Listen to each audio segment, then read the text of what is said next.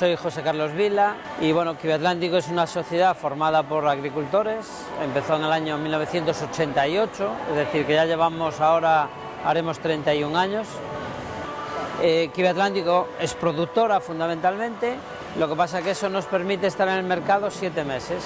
Para estar los otros 5 meses, pues lo que hacemos para mantener un poco parte importante del empleo es traer fruta del hemisferio sur, fundamentalmente de Chile. En el clúster lo fundamental es que intercambias conocimientos con otras empresas y también estrategias. También nos vale para desarrollos de proyectos de investigación, porque nos permite colaborar con otras empresas o bien con centros de investigación que conocen esas empresas. Bueno, para nosotros el premio fue un estímulo, porque nos pusimos en esto de la industria 4.0 ya hace unos años y que después te lo reconozcan mediante un premio, pues siempre se agradece, claro.